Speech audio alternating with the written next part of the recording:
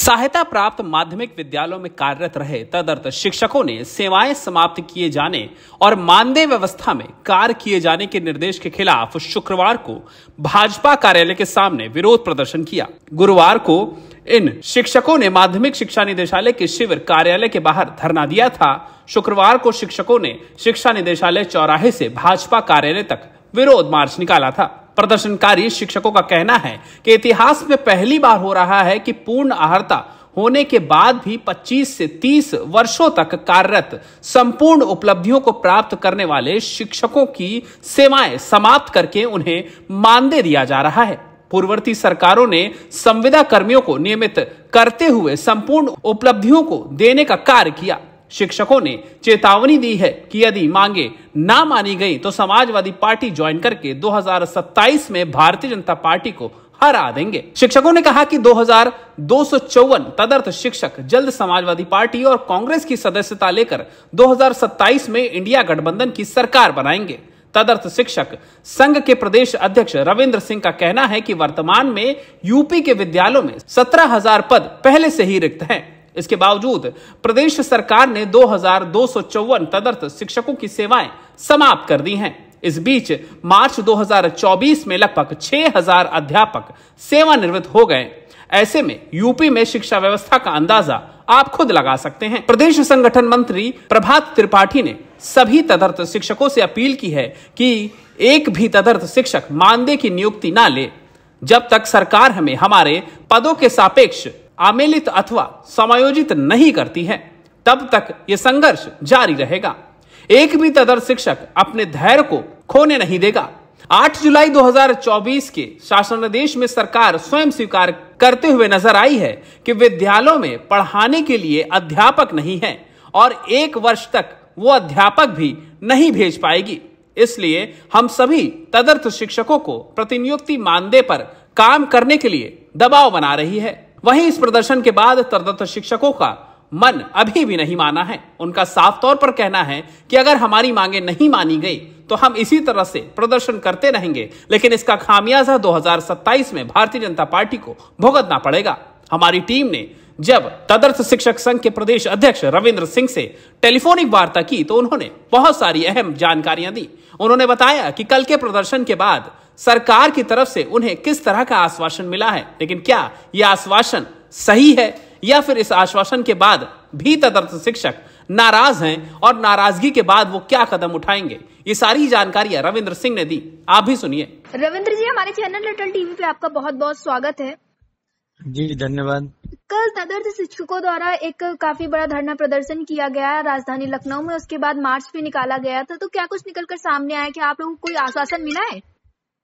आश्वासन यही मिला है कि कल ना तो भारतीय जनता पार्टी के प्रदेश अध्यक्ष जी अपने कार्यालय पर उपस्थित थे जी, और ना ही माननीय मुख्यमंत्री जी थे जी। हम तो चाहते थे कि माननीय मुख्यमंत्री जी से हमारी वार्ता हो और जिस कारण इनके अधिकारियों ने तमाम तरह की घपलेबाजी की है जी, उसका पर्दाफाश मैं माननीय मुख्यमंत्री जी के सामने करके और उसके बाद बताता कि हम लोग किस प्रकार से विनियमितीकरण के योग्य हैं। जी। नहीं हो पाई ये बात, इसका अफसोस है। लेकिन फिर कार्यालय में जा करके अध्यक्ष जी के जो प्रभारी हैं कार्यालय के जी, उनसे बात करके ये समय दिया है उन्होंने कि 2 दिन में हम आपको मुलाकात का अवसर दिलवाते हैं जी। अभी तक तो फोन नहीं आया, आप देखिए कब करते हैं फोन, शाम तक हो सकता है आ जाए। जी जी। तो रविंद्र जी, कई सारी चीजें ऐसी हुई हैं जैसे कि तदर्थ शिक्षकों की सेवाएं समाप्त कर दी गई थी, लेकिन अब फिर से उन्हें सेवाओं में लाया गया और मानदेय भी देने की बात कही गई। लेकिन जहां एक शिक्षक की सैलरी थी 1 लाख 1.5 लाख, वहां उसको 20 से 25,000 या 30,000 देना आपको कहाँ तक उचित लगता है?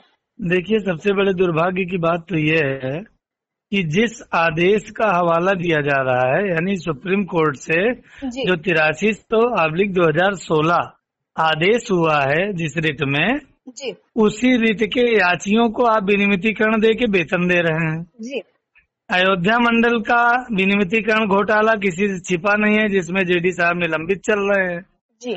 1030 अध्यापकों का विनियमितीकरण उसी धारा के लोगों का मनमाने तरीके से कर लेते हैं, जिसमें 2006 तक के लोग भी नियमित हुए हैं। जी सब आरटीआई के तहत हमने प्रमाण पत्र अपने पास इकट्ठा किए हैं, जी तब मैं आज ये कह रहा हूँ। जी और हमें 2254 परिवारों को जो बिल्कुल अध्यापन कार्य करने वाले थे और सदैव अपने काम से काम रखने वाले थे, उनको आपने जो है बाहर का रास्ता दिखा दिया। जी ये तो बहुत बड़े दुर्भाग्य की बात है, बहुत बड़ा घोटाला है, जी व्यापम से रविंद्र भी जी, बड़ा है। जी रविंद्र जी, आपने अभी एक बात बोली है कि आप मुख्यमंत्री योगी से मिलकर ये जो अधिकारी हैं इनकी जो करतूतें हैं वो उनके सामने रखते, तो ऐसे कौन से खुलासे आप लोग अधिकारियों के मुख्यमंत्री योगी से करने वाले थे?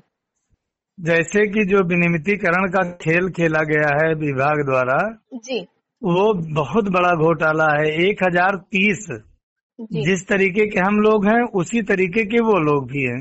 जी राजाज्ञा 2016 22 मार्च को जो जारी की थी अखिलेश सरकार ने, जी उसके बिंदु 8 में ये व्यवस्था दी गई थी कि माननीय उच्च न्यायालय के अंतिम या अंतरिम आदेश से जी वेतन प्राप्त कर रहे तदर्थ शिक्षक विनियमितीकरण के हकदार नहीं होंगे। जी अभी उस बिंदु का विलोपन भी नहीं किया गया और 1030 लोग विनियमित कर दिए गए, जी जबकि मंडलीय चयन समिति और जिला चयन समिति के द्वारा जो लोग रखे गए थे उनको कोर्ट जाने की आवश्यकता नहीं पड़ी थी।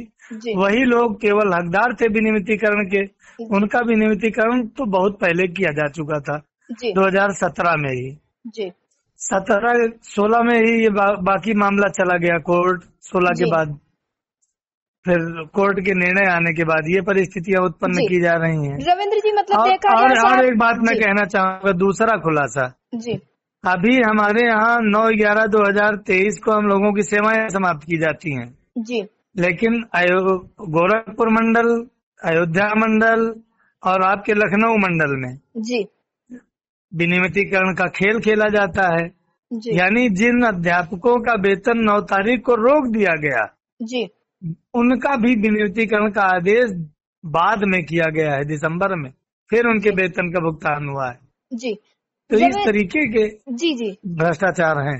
जी रविंद्र जी, देखा जाए तो साफ तौर पे ये सारी चीजें जो दिक्कतें उत्पन्न हुई है, समस्याएं उत्पन्न हुई है, वो अधिकारियों की हीरावाली की वजह से, अधिकारियों के जो काम है उनकी वजह से हुई है। जी, पूरी तरीके से मामले को जो डाइवर्ट किया गया शुरू से ही, जी वो कहीं न कहीं अधिकारियों के द्वारा ही किया गया। वही ये कहते रहे सब पहले कि मुख्यमंत्री जी हम जेल चले जाएंगे, हम जेल चले जाएंगे, लेकिन हम लोग भी नहीं समझ पा रहे थे कि मुख्यमंत्री जी के किसी निर्णय पर ये अधिकारी कैसे जेल चले जाएंगे। ये तो आरटीआई के तहत जब हमको ये सब चीज मिली, तब हम जा करके स्पष्ट हो पाए कि अधिकारी काहे कह रहे थे कि जेल चले जाएंगे। जी अब तो और जाने के दिन आ गए हैं इनके। जी रविंद्र जी, एयरटेल टीवी से जुड़ने के लिए बहुत बहुत धन्यवाद। जी प्रणाम।